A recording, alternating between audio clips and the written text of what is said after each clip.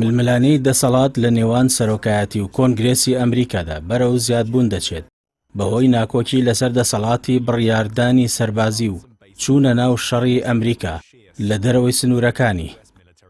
لەو چوارچێوەیەشدا کۆنگرێس دوو ڕێگەپێدانی بۆ شەڕکردن لە ساڵەکانی 1991 و 2002 لە دژی عێراق هەڵوەشاندەوە.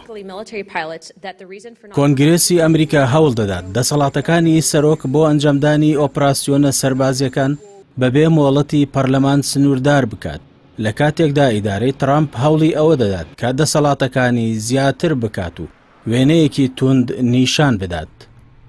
لە هەوڵەکانی سنووردارکردنی دەسەڵاتی شەڕ لەلایەن سەرۆکەوە، هەفتەی حوزەیرانی ڕابردوو سیناتۆر تۆماس ماسی لە کۆنگرێس پڕۆژە بڕیارێکی تایبەتی پێشکەش کرد کە داوای هێنانە دەرەوەی هێزەکانی ئەمریکای لە ئۆپراسیۆنی سەربازی دژ با ئێران کرد ئەگەر مۆڵەتی یاسایی یان ڕێگەدانیان لە کۆنگرێسەوە پێنەدرابێت.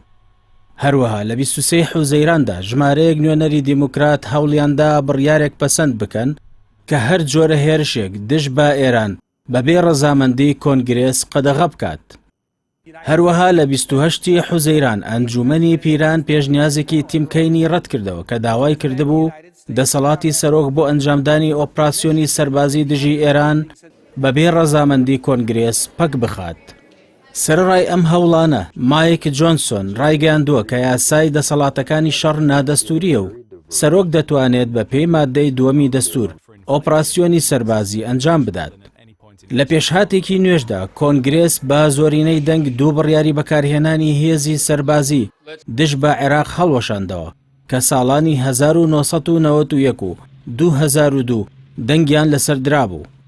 هەڵوەشاندنەوەی ئەم بڕیارانە لە چوارچێوەی پرۆژە یاسای مۆڵەتی بەرگری نیشتیمانی دێت و بەگشتی پشتگیریەکی فراوانی لێکرا بەتایبەت لەلایەن دیموکراتەکان و بەشێکی بەرچاو لە کۆماریەکانەوە، چونکە پێیان وایە ئەم بڕیارانە دەسەڵاتێکی زۆریان بە سەرۆکەکانی پێشووی ئەمریکا بەخشی بوو بۆ ئەنجامدانی ئۆپراسیۆنە سەربازیەکان بەبێ گەڕانەوە بۆ کۆنگرێس.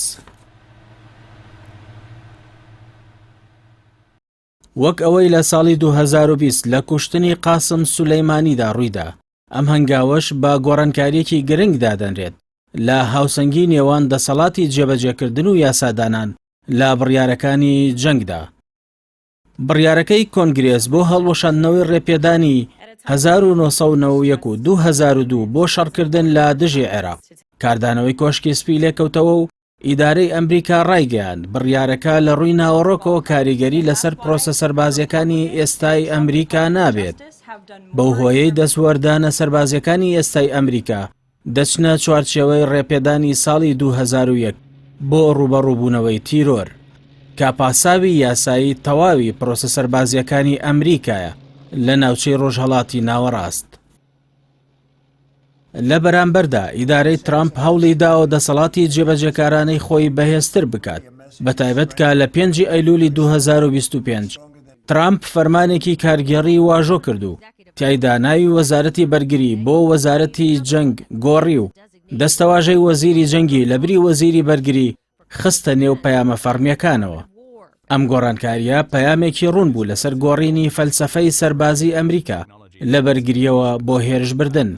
ئەمەش وەک هەوڵێک بۆ نیشاندانی ئەوەی کە سیاسەتی سەربازی ئەمریکا دەبێت تند بێت. هەرچەندە هیچ گۆڕانکاریەکی یاسایی یەکلاکەرەوە نییە کە دەسەڵاتەکانی سەرۆک بە تەواوی سنووردار بکات، بەڵام نیشانەکان ئاماژە بەوە دەکەن کە سروشتی گفتوگۆ و هاوسەنگی دەسەڵاتەکانی ئەمریکا بۆ ئەنجامدانی جەنگ لە گۆڕاندایە. ئەم ململانەیەش بەردەوامە و کاریگەریەکی گەورەی لەسەر شێوازی بڕیاردانی سەربازی لە ئەمریکا دەبێت.